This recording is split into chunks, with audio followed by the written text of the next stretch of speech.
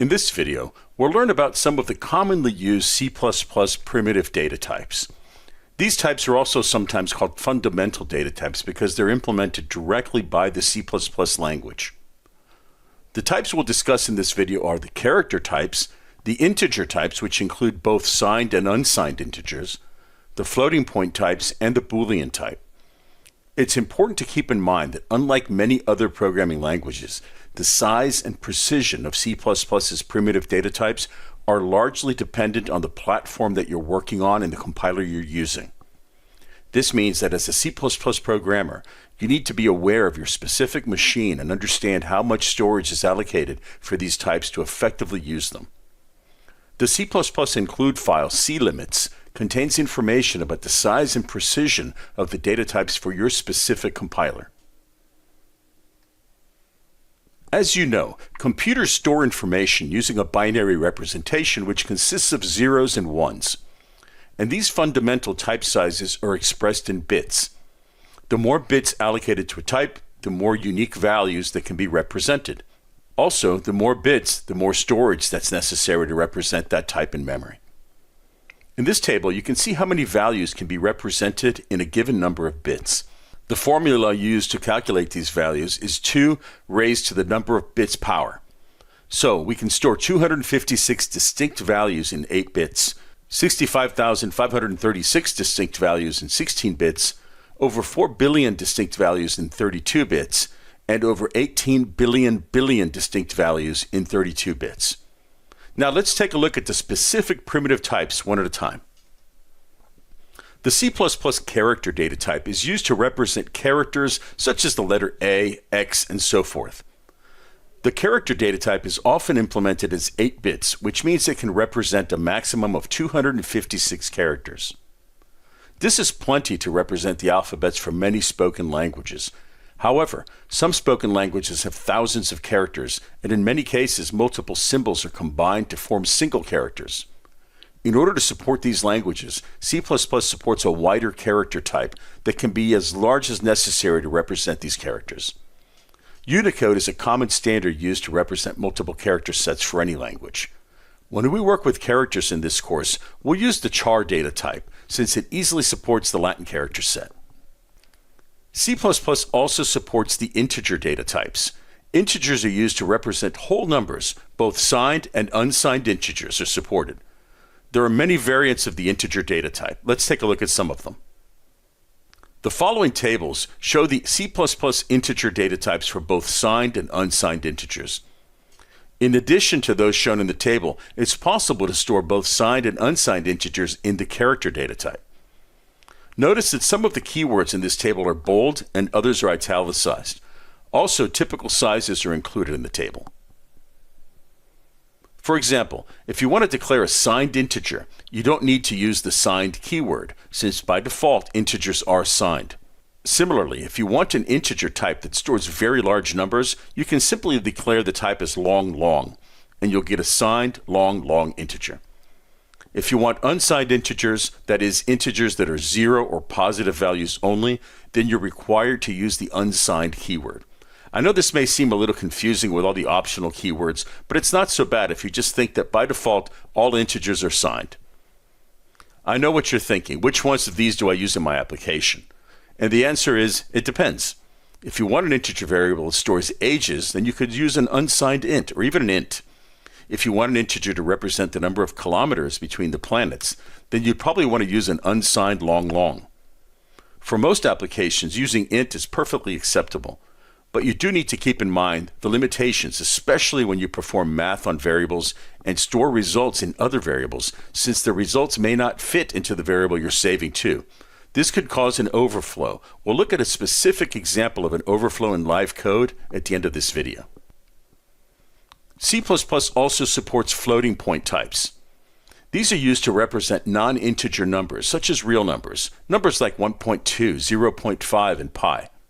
It's important to understand that computers have finite storage, and many real numbers have an infinite number of digits after the decimal point. Pi is a perfect example of this. In these cases, computers store an approximation of the real number. There's no way the computer can store numbers such as pi precisely. Floating point numbers are represented internally by the computer as signed numbers with a mantissa and an exponent. You may remember your scientific notation from school, 1.234 times 10 to the 7th power. That's the way they're stored internally. This isn't something you need to worry about since it's handled automatically internally, but it's important to know that these are approximations. There are 3 types of floating point numbers: float, double, and long double. Each has varying precision and size depending on the compiler. Note that long double can store very, very small and very, very large floating point numbers. The last primitive we'll learn about is the Boolean type. The Boolean data type is used to represent true and false values. In C++, 0 is false and any non-zero value is true. C++ also includes the true and false keywords that are often used with the Boolean type. As you can imagine, Boolean types are used whenever you need to know if something changes state. For example, game over, key pressed, is invincible. These are all good examples of using the Boolean data type, since their values can be either true or false. Great, now let's head over to CodeLight and see some of these primitive types in action. So now I'm in the CodeLight IDE, and I've created a project called Primitive Types that's in the Section 6 workspace. In this C++ file, I'm going to go over some examples of using the primitive types. We'll start with characters, we'll do integers and floating point numbers, and then at the end we'll do booleans. And I'll also show you an example of an overflow so you can see the typical behavior you get with those. I've written the code ahead of time and I've commented out a lot of it, and what I'll do is I'll uncomment and run pieces of it at a time so you can see it build. So the first thing we want to do is take a look at this first example here. This is a good example of using the character data type. My middle initial is a J, so the variable name is called middle initial, and it's of character data type, so it can hold a single character. The way that C++ represents single characters is with single quotes around the J. Do not put double quotes there, that would make it a string and you'll get an error. So what I'm doing here is I'm simply initializing the middle initial variable to J and then displaying it right here in the output statement. So I'll build and run. And I'm just going to click here, remember, so it doesn't ask me my choice all the time, and I just want to build and execute. You can see here it says my middle initial is J, exactly what I expect. Okay, so now let me uncomment the integer types here. The way that you can comment and uncomment lines very easily is just select the lines you're interested in and just press Control / or Command / on a Mac, and that will toggle between a comment and non-comment. Okay, so in this case, I've created a variable called exam score, and I'm initializing it to 55. Now, exam score is an unsigned short int. Remember, we have to say unsigned if we want our variables to be unsigned, but I don't have to say int, I can simply say short. So this is the same as saying unsigned short exam score. Okay, so I'm initializing that to 55, and again, I'll build and run. And now you can see my middle initial is still J, and my exam score was 55. Okay, in this case, we've got another number, and I'll uncomment that out. The number of countries represented in my meeting were 65, and I'm initializing it. This is a simple integer. By default, it's going to be signed. And here it's going to say there were 65 countries represented in my meeting. So let me run that again. I'm pressing Control F5 on Windows just to use the shortcut. And you can see here there were 65 countries represented in my meeting. Now in this case, we've got a much larger number. Let me uncomment these 2 lines out. So now I've got people in Florida. That's my variable name. This is the state I live in, and there are 20,610,000 people living in Florida. The last I just checked on Google. So I'm defining this as a long. I'm hoping that that fits in the long. It's a pretty big number. I'm pretty sure it does. Let's try that. So I'll press Control F5 again. We'll run it, and you can see there are about 20,610,000 people in Florida. Okay. Now in this case, how about number of people on Earth? I'll uncomment those 2 lines, and you can see my variable name is people on Earth, and there are about 7,600,000,000 people on Earth. Now, something that's interesting is as these numbers get bigger and bigger and bigger, they're hard to read, and it's really easy to forget zeros and so forth. So the C++ 14 standard allows you to use those little tick marks right there. You can put them anywhere you want. It really doesn't care just to make it easier for you to read, it strips them out and just creates the number. If this doesn't compile on your end, most likely you're not using the C++ 14 compiler, you're using the C++ 11 compiler. You could set it to C++ 14, or you could just get rid of these little tick marks to make it compile.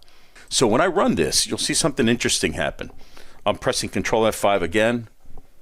Notice I'm getting an error. The error says error narrowing conversion. It's trying to fit that number into a long, and it doesn't fit. This is one of the benefits that I mentioned about using the list initialization right here with the curly braces. Notice what happens if I did, but actually, you know what? Let me just run this first as a long, which is really what I want, because otherwise it's not going to fit. So now I've got my long, and I'm going to build and run this. And you can see there are about 7 points. You can see the number is correct. Okay. But if I did a regular initialization, like a C-style initialization with an equal sign here, or an assignment statement, something like that, and we'll go back to long, because we know it's not going to fit in a long. And I'll build and run again. Look what prints out. There are about negative 98999 people on Earth. That's an example of an overflow. But you also notice that we didn't get an error. That's one of the benefits of using the list initialization. If I use list initialization, it will catch those problems for me at compile time, which is really, really nice. So again, I'll compile here. I'll Control F5. Boom, there's the error. I know I've got a problem. I can fix it. So I'll make this a long. Okay, so hopefully that makes sense. Always use that list initialization syntax. It's so much better. In this case, I want the distance to Alpha Centauri. That's pretty far. This is, I believe, in kilometers. Yep, it's in kilometers, because that's what my output statement says. I'll uncomment these 2 lines. And let's run this. And you can see that the distance to Alpha Centauri is, and that's my number. That's correct. Okay, so that's a good example of an overflow. I'll show you another example of an overflow at the end of this source code that may not be as obvious as this. Okay, so here's a couple of examples using floating point types. Remember, these are real numbers. These are numbers with decimal points. So in this case, my car payment is $401.23. I can uncomment this out. Obviously, if I try to store 401.23 into an integer, I've got a problem, because the integer would only hold the whole number. So the 0.23 would get truncated off, and I could have a problem. Okay. So in this case, let's run this. And now you can see that my car payment here is $401.23. Okay. If I want to store a larger number, I could use a double. In this case, I'm just storing pi. In this case, I'm hard coding pi to be 3.14159. It could be obviously much longer. And in this case, it's a double. And you can see that there's pi 3.14159. I can also store very large and very small numbers using long doubles. So in this case, I'm storing 2.7 times 10 to the 120th power. That's a very large number. And I'm going to store that into this large amount variable, and then I'm going to display it. So let's build and run. And you can see 2.7 times 10 to the 120th power is a very big number. You can see it's actually storing that correctly. The last one we'll look at is the Boolean type. The Boolean type is a true-false value. So in this case, I'll comment that out. You can see I've got a variable called game over. Let me use the correct underscore style here. I've got a variable called game over, and in this case, you could see that I've been working on a project that's using camel case. Muscle memory kicks in. So in this case, I've got a variable called game over, and I'm initializing it to false. And then I'm saying the value of game over is, and you might expect that this would print out false here, but it doesn't print out false. What it does is it prints out 0. Because as far as C++ is concerned, 0 is false. If it was true, it would print out a 1. Now here's an example of an overflow that's not so obvious, and I'll comment that out. Here I have a variable called value1, and I've got another variable called value2. They're both short integers, and I'm assigning 30,000 to this one and 1,000 to this one. Those numbers will fit in those variables. But then I'm going to create another variable called sum, and I've got value1 times value2. Now, I know that the product of those, I guess I should have called it product, huh? Let me call it product just to be a little bit more correct here. There we go. So I know that the product of those two numbers does not fit in a short. So let's compile this. And you can see that the sum of 30,000 and 1,000 is some negative number. Obviously, that's an overflow error.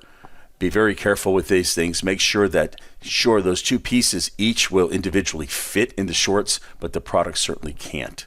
Okay. But notice the compiler is helping me here. The compiler is saying, warning, you've got potentially a narrowing conversion here. So don't ignore those warnings, as the compilers do a pretty good job about predicting problems that can happen. Okay, so that concludes this video. You can see some simple examples of creating variables, initializing variables, using some of C++'s primitive types.